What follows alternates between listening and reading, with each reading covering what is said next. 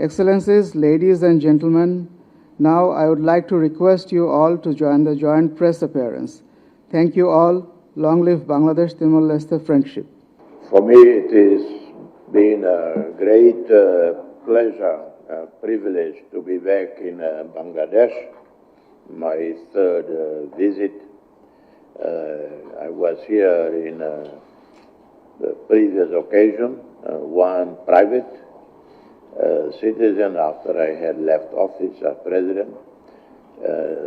Second, in 2014, in my capacity at the time as a chair of the high-level panel on UN peace operations. Today, to visit a new Bangladesh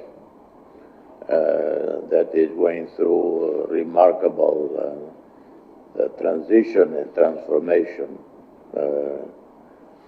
led by one of the most recognizable face in the world, recognizable name, led by one of the most respected, esteemed leader in the world.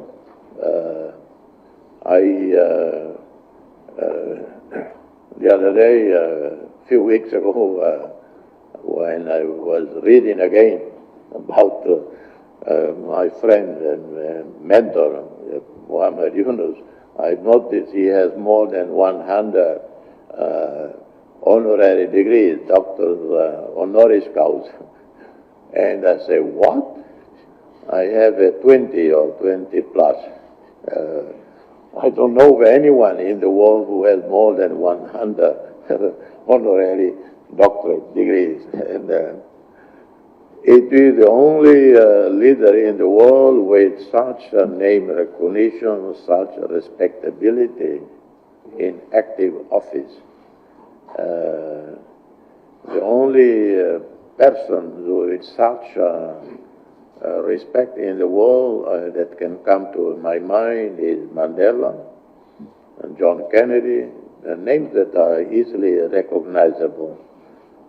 Mahatma Gandhi, Fidel Castro, Che Guevara, or some great academics, intellectuals in the world. So Bangladesh is very fortunate, very lucky to have such an unassuming, humble person leading this.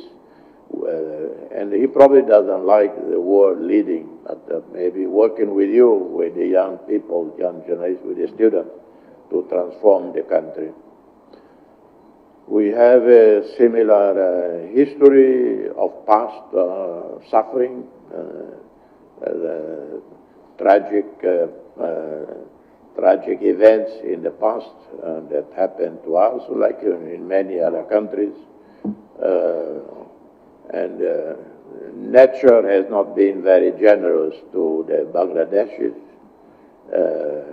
In some ways, maybe it has been generous, but other ways not very generous. But that molded the Bangladeshi people to be resilient, to be creative, hardworking, and successful. Sometimes history naturally imposed on us some lessons that we know to survive. To thrive, you have to be study, work hard, and that's how we observe Bangladeshis in my country and around the world. So this country has tremendous future under my friend, mentor, because every time I email Professor Yunus, I always say, dear brother, dear friend, dear mentor. And maybe I'm not too young to be mentored by him. He probably say, we are almost same age, why is calling me mentor?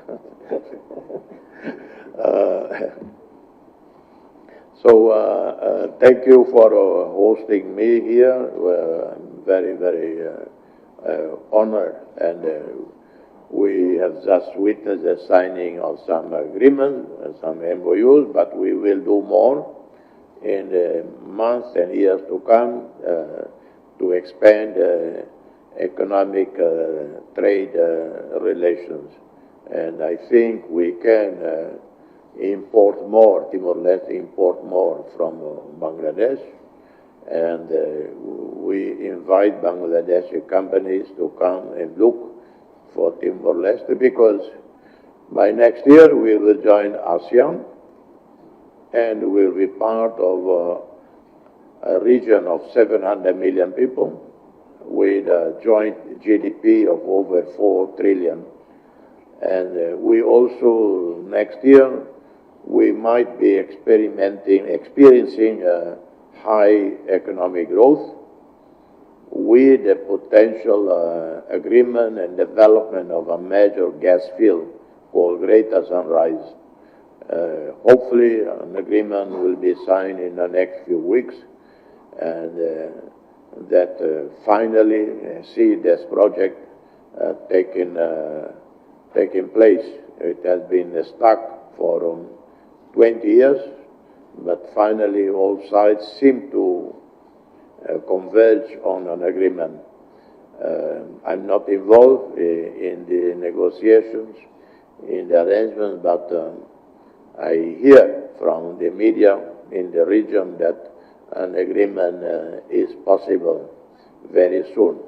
And this will enable the government to invest more in infrastructure, in education, in health, in environment protection, and so on. So in that regard, we would hope to have my mentor, friend, Professor Yunus, and Bangladesh as a partner with Timor-Leste.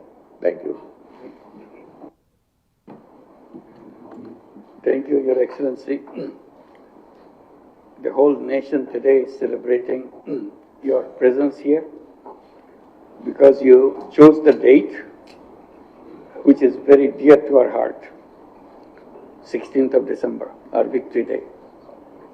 You are not only visiting us as the first head of the state since we took over the responsibility of the government, you also chose a date which is so unique in our history to show your support to us, Bangladesh, and also look forward to build a future together. So I thank you on behalf of all the people of Bangladesh for joining us on this day of victory. I tried to explain to you how the circumstances led to the collapse of the previous government, that the leader of the previous government had to flee from the country. And there was a vacuum in the country. And finally it was resolved by creating a new government headed by me. So we have to honor the expectations of the sacrifices made by the young generation and their supporters from the people by giving their lives and getting wounded in thousands. The aim is to create, as you mentioned, new Bangladesh, departing from the terrible things that we have done to ourselves in the past. So that's our mission that we want to continue with. As you have heard, he was speaking about me, you realize that one has to be a really good friend to say all those nice words. He himself is a great diplomat, made a name for himself in the United Nations, pleading and working for the freedom of East Timor. He's a freedom fighter. And he continued to remain a fighter for his government and his country. He's a great writer. He very frequently writes op-eds in international newspapers. Occasionally I joined him as a co-author of those op-eds. And he stands up for the rights of the people all around the world, not just Timor-Leste. So he's a very known person in the world. And I'm so happy to be a friend of his, and he being my friend. I can call him a friend. I was stunned when I heard that when he received the Nobel Peace Prize, he put all his money in microcredit. So that was a very pleasant surprise for me that still our relationship was not that close at that time. When I heard that, it really amazed me. That shows something that he really loved to do, giving all his money, the prize money, into microcredit. And since he became a foreign minister in the beginning, he was promoting microcredit and invited me and my colleagues to come to East Timor to promote that. Even before I arrived, Helen Todd, a close friend of ours from Malaysia, she was invited to start a microcredit program in East Timor. So when I arrived, I could go and visit them in Mosin Nasi and other areas of East Timor. So ever since, he became a big fan of microcredit and all the things that it stands for, particularly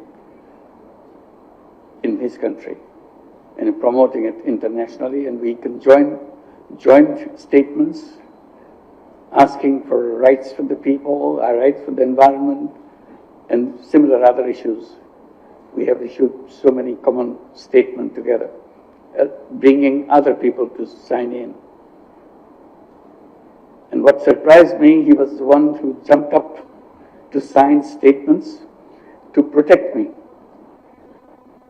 And you remember many hundreds of people around the world who signed those statements again and again to protect me from the previous regime's anger against me. And he was always the first one to come up and say, I'm there, and put his name on those statements around the world. And that friendship continues. Today we can work together. So in many, many fields we explore.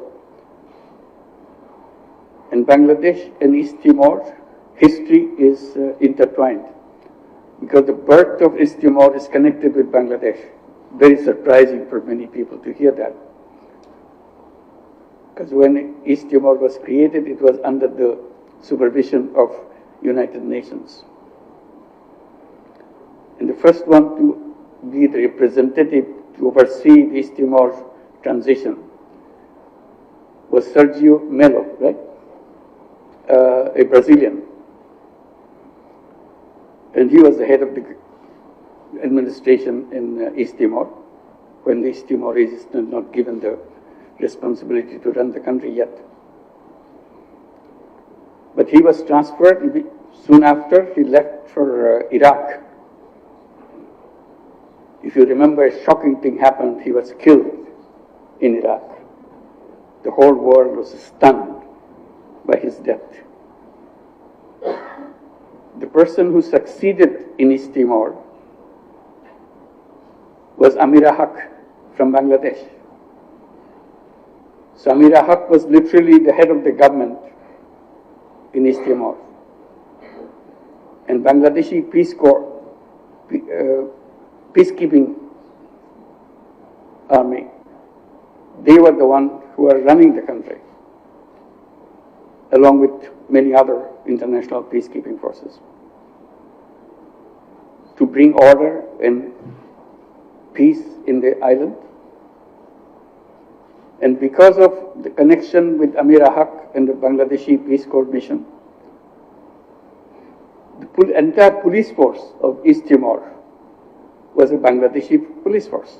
So wherever you go, you see Bangladeshi police force. They are the people ensuring law and order in East Timor.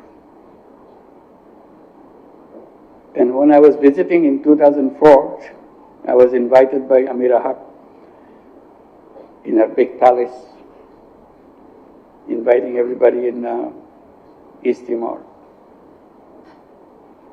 I saw how much respect she enjoyed from all the Timorese people and all the people under her. And she did a good job in running the country and win the respect and love of the Timorese people. And I realized it when I was visiting the villages. The moment they knew that I'm from Bangladesh, they always admired because some Bangladeshis are running the country. So I can see how much love and respect she enjoyed at that time.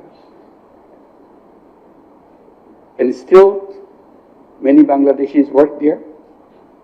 I don't know about the police force. Police forces probably is now Timorese police force. But the fact that at the very birth, Bangladesh was very much part of Timorese history, East Timor's history. So you continue to have that relationship, that warm relationship that we created, to continue to do that. And East Timor will be part of ASEAN very soon.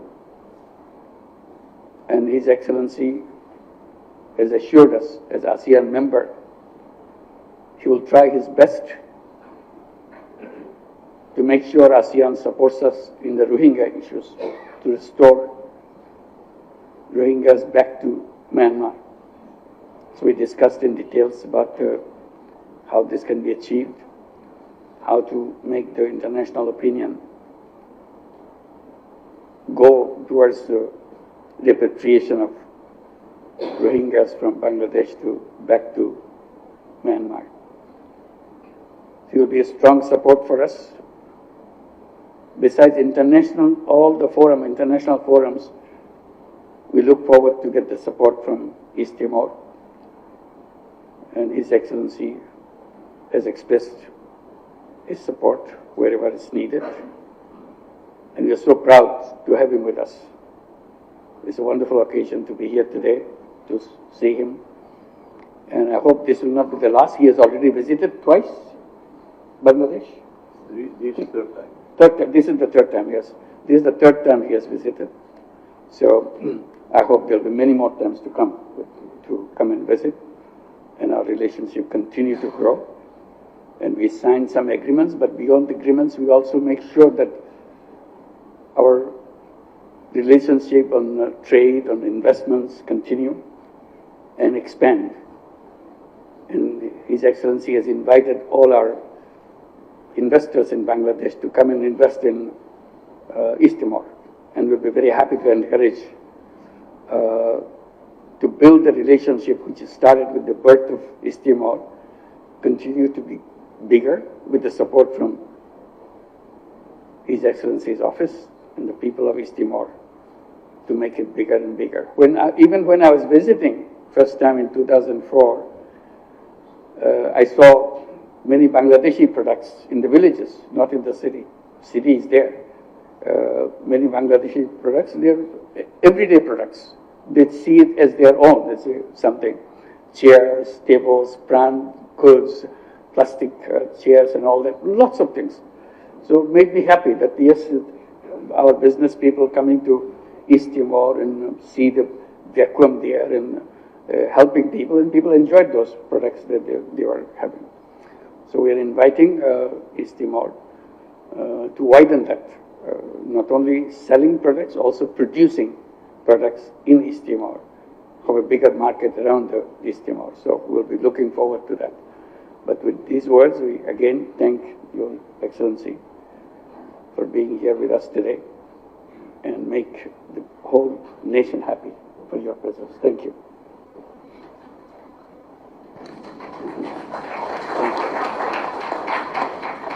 Honorable President of the Democratic Republic of Timor-Leste, His Excellency Dr. Jose Ramos Horta, Honorable Chief Advisor, Government of the People's Republic of Bangladesh, His Excellency Professor Muhammad Yunus. Thank you very much for your kind statements. With this, we are now opening the floor for questions. We can take a maximum number of 2 questions. Assalamu alaikum. This is Shamsul Alam from Bangladesh Television. His Excellency, Mr. Professor Muhammad Yunus, Chief Advisor of Interim Government of Bangladesh. My question, Bangladesh and Timor-Leste today entered new phase of bilateral relationship. How both countries can be benefited from their mutual cooperation? Thank you. Yeah, I just mentioned that there's a lot of things to achieve. First, on the international front, we are very close friends, both countries, and with the leadership of His Excellency, also makes it a stronger relationship. So on all international fronts, we'll work together. Particularly, East Timor can be very helpful for us to play a role, mediating role between Myanmar and Bangladesh to repatriate all the Rohingyas from Bangladesh back to Myanmar. So, and they are very close. They know each other very well, the leadership of Myanmar and His Excellency. So, and also he is known as a great diplomat in the international circuit. So I hope we are looking forward to take advantage of that skill together with the friendship that he has for all countries, Myanmar and Bangladesh and his own, to make a peaceful solution to the problem in the Rohingya things. Also, economically we can benefit because they are inviting us to invest, and it's a great opportunity. The resources East Timor has is totally endless, from oil to the greeneries, the forestries. Wherever you go, it's a beautiful forest. It's a wonderful occasion to do that, and education, many other things that we can do. Technology for people in the remote places, which we have done in Bangladesh. We can bring it to East Timor for doing that. And they'll be very happy, and that's what His Excellency was explaining in inviting us to come. So our relationship grows stronger as we visit each other and see the opportunities for each other in both countries and continue to achieve those things. Thank you. Good afternoon. I am SM Rashidul Islam, working at National News Agency, Bangladesh সংবাদ সংস্থা. His Excellency Timor-Leste President Jose Ramos Horta. My question is, both of you are Nobel Peace Laureate. What is your message for global peace in the present context?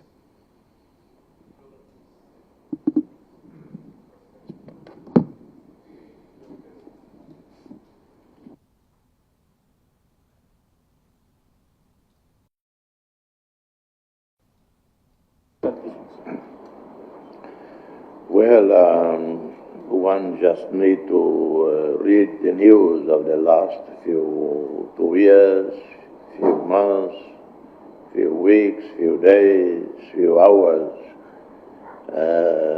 to be so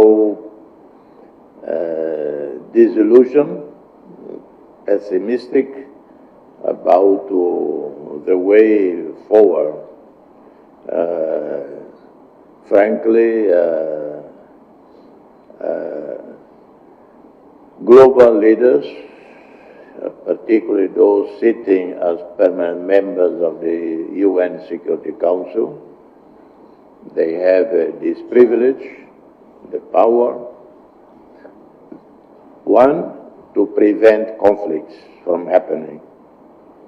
Second, when conflicts happen, they are supposed to expeditiously try to resolve. And yet,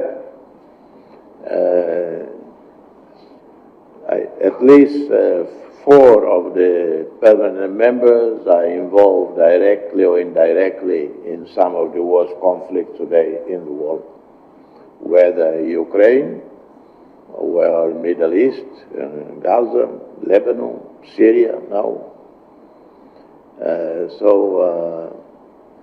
And if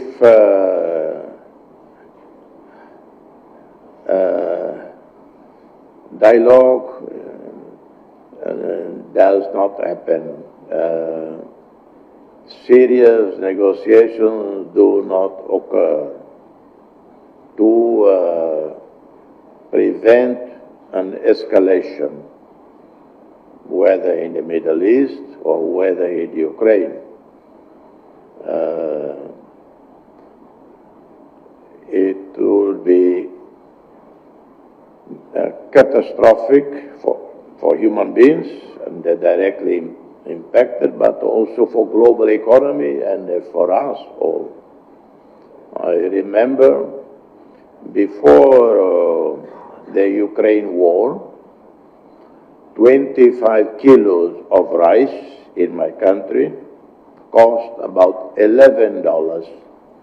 I know the price because I often go with my old Willys Jeep, 1948 Willys Jeep. I buy off the stores to deliver to some poor families myself. And so I remember $11 for 25 kilos, and I think $6, $7 for 5 liters of the famous Indonesian cooking oil, and so on. As soon as the Ukraine war happened, price of rice, the same 25 kilo, from $11 jumped to $18, $19, $20. So a war that is initiated elsewhere impact on the poor in the periphery.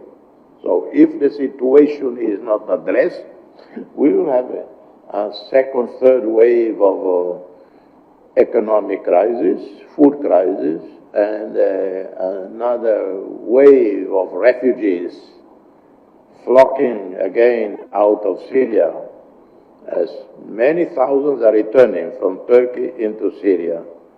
But the story is not finished yet. It could be quickly they turn around and they flee back to Turkey and then to Europe. And yet the multilateral security arrangement that was created since World War II literally collapsed. So no really room for optimism. Only what I can say is that in our respective countries, in my country, we do everything to keep peace in the country.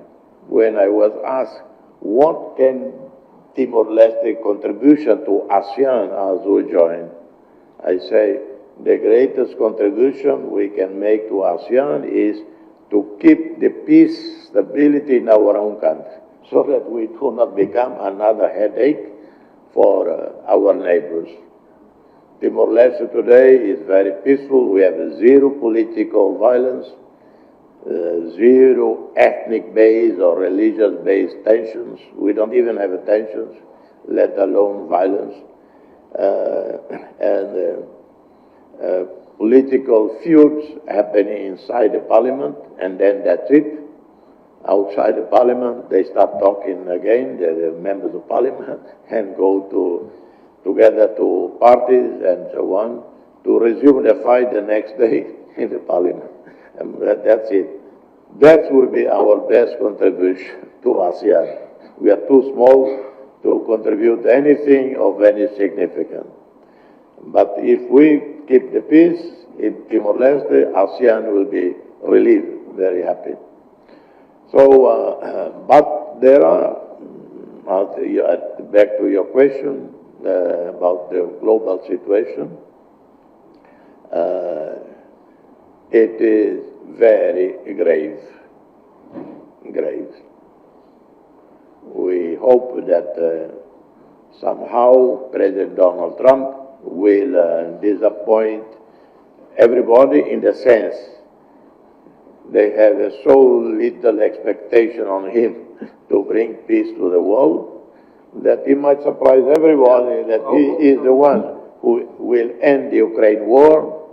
He is the one who will tell Israel to retreat and allow the Palestinians to have a home safe like Israelis also demand. Maybe him.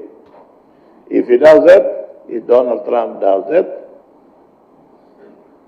I would file a letter to the Nobel Committee in Oslo.